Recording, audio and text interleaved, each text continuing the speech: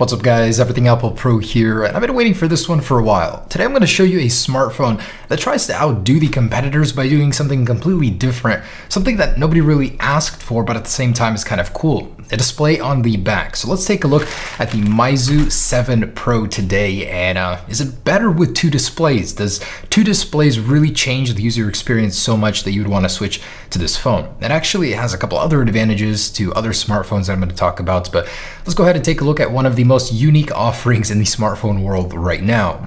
All right, so here we go. Now this isn't an entirely new concept, but it is new in the execution. So most of the smartphones that have ever tried to do something like this have had an electronic ink display on the back of the phone. This one actually has a full LCD, a little tiny one. And here we are, very nice box, something a little unique. Is that plastic? Nope, just really hard cardboard.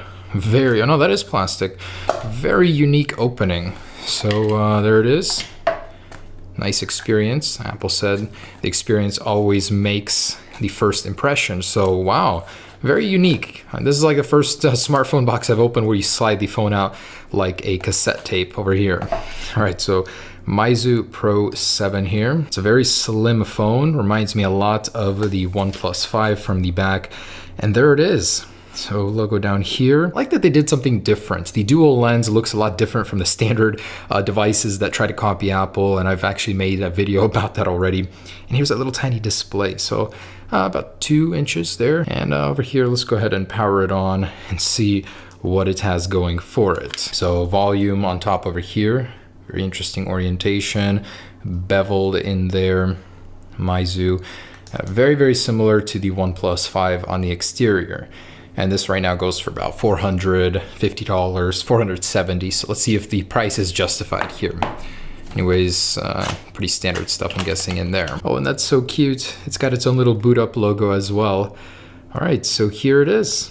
Now, nothing too special. Where most smartphones begin to focus on the front-facing display, they make it larger, they make it prettier. This one still has a pretty decent one, but they decided to focus elsewhere on the back. So basically you have it sitting down here. You've got the time. You can, is it touch screen? Yeah, it is, cool. So you got a step counter, so you can quickly get an idea there. But why not just put that on the front-facing display on an always-on display? I mean, what is the point? Already after using this thing for only a couple seconds, it's immediately apparent. One of the biggest flaws about it is that it doesn't have any touch back controls here, meaning you always have to go back up here to go backwards. And there's no swipe like on the iPhone. So that's already annoying to me. And I've only been using this thing for what, 2 minutes now? All right, so let's go ahead and take a look at that secondary display here. Now you can enable double tap to wake, which is a neat little feature instead of just the gesture-based one, but it's a very sharp display in here. Surprised. Looks pretty dang good. It's very sleek. That's what this was very surprising about, is they managed to fit 2 displays in and still keep the device so thin. So here's a demo. Let's see what it can do. The weather, and then swipe up for a selfie. Okay, cool. Let's go ahead and try that. So swipe, no data for the weather. Swipe up for the camera mode. Oh, cool. Well, that's surprisingly very good. So you've got a blur effect, beauty effect. Wow, so that's a pretty cool viewfinder there. Very nice. So that's probably going to be the most advantageous thing about it. Obviously, setting it down and having the time there, weather there, is pretty cool. But what's the difference from the regular mode if you have an always-on display? This mode, though, that is pretty dang cool. I'm liking this. I would love to have that on an iPhone. All right, so we got the weather in. Let's see how that looks back here. Oh, I'm still on the camera. So steps, still no data. All right, well, it's not really giving me anything else to look at here. I don't know why it's not refreshing, but that should be there. So as I continue to use this thing, it's really struck me how amazing Android phones have gotten, even in the mid-tier section in the last few years. This thing is very refined. This is running a custom OS skin, but it still feels very, very fluid. I love that feeling. Like the feeling you get when you hold an iPhone, something so solid, this has it, definitely. I want to see what this ships with. Android 7.0, which is acceptable nowadays. The display is very sharp, very crisp. I like the colors. I'm liking it. I'm very impressed here. The build quality is seriously top notch. This thing all around has this feeling of being very solid. So when you get a notification, this is what it's gonna look like right there. That was actually a Snapchat, not a message. But if you tap on the display, it'll show you have a notification right there. Now you can't open it, I don't think. Nope, just goes to the camera. But you can slide over and check out the weather that's not working. Now, interestingly enough, they did copy Apple on one thing, and that's the app switcher. So I think this is going to be the gesture for the iPhone 8, a swipe up from the bottom to get into the app switcher, but they did reverse it over here, very creative, and you swipe up to kill it. Now, you do have a clear all button too, which is really cool. Wish the iPhone had something like that, but there is that. Now, another really unique thing about this is that it's using a MediaTek X30 processor. It's an incredibly powerful processor, but it's not very well known. It's a cheaper alternative to the Snapdragon series, but let's see how powerful it is, because on paper, this thing is a Deca core processor, 10 cores. How ridiculous is that? So let's go ahead and get some performance numbers here. This has two 2.6 gigahertz processors, four 2.2 and four 1.9. This supposedly is a massive increase over any or sort of existing processors from these guys. It does have 4 gigabytes of RAM, this model here. Not sure why that one says 1.7. Well, that was a nice surprise. Apparently I bought this thing and this guy sent me the inferior model with the slower processor that's more of a base model. So I guess we'll still get a actual benchmark off of this, but I was really looking forward to seeing the X30 and how it would compare. Man, that is a bummer. So it's stupid that you get these different classes and performances, but I guess to make it cheaper or to rip off eBay unsuspecting users or customers like me. Wow, that is truly terrible. Next to an iPhone 7, 869 single core score and 3961 multi, which isn't half bad. But yeah, I feel a little swindled here.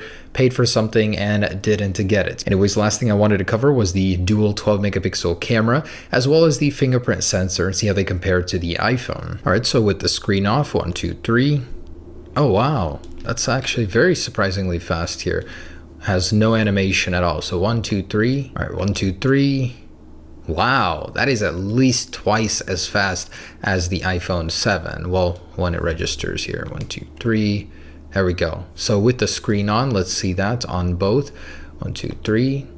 Even better there. Wow, I'm very impressed. That's an extremely fast fingerprint sensor due to the lack of animation. One thing that's really going to get annoying, you want to press the power button, you slide all of them down, you take a screenshot. That's super annoying. There's a couple annoyances about this thing that they should fix with software, but otherwise, very solid hardware. Let's check out that dual 12 megapixel camera on the rear. All right, synchronize. So I just realized this thing can't do 4K. It only has 1080p, 30 frames per second, not even 60, which is super lame. No optical image stabilization, which means those 12 megapixels, when in motion, go to waste for the most part. Color reproduction seems to be pretty good. It's definitely solid. It's not a bad camera when you're standing still. It's got the vibrance, it's got some clarity to it. Very good shutter balance and control here. I like it. The iPhone's is just much crisper with 4K, of course. It's for a budget mid-tier smartphone. Very, very solid here on the camera. Just lacking in features completely in that department. For a 12 megapixel, I'd expect a little bit more with the dual sensor. But there it is, guys. Quality is pretty decent. And for all the hype behind the secondary display, I wanted to see, how does it actually work? Does it help you take better selfies? So I took a few, and let's take a look here in some closer detail. Whoa, it looks like my face is floating in a sea of blur. Unnecessarily amount of blur there. It looks like a bad Photoshop Facebook picture you'd post. This is, I think, a beauty filter here. Didn't really work for me there. This is normal. I mean, it's all right, but what is the difference? How is it different from opening up my camera, flipping around the camera here, and taking a picture here? There is literally almost no benefit. Here you get a way bigger screen, more detail to actually see what's going on versus this little tiny one here. A gimmick more than anything, for sure. Like, this is just something you do not need in your life. As cool as it is for the first few minutes of using it, you immediately start to use the original camera with the original camera up here to take pictures. Of course, these are a little bit high resolution, so you get some more quality with them, but the viewfinder is much better on the original screen. I just think it's a totally pointless feature. All right, guys, so there it is, the Meizu Pro 7. A gimmicky phone with a nice little display. Doesn't really add much to the table. And for what it is, for the price tag, I expected a lot more from it, from the $475 price tag. So definitely, I would much rather go for a OnePlus 5 than this guy at this price point. This is not worth the extra price bump. But there we go, guys. Hope you guys enjoyed it. Something a little bit different.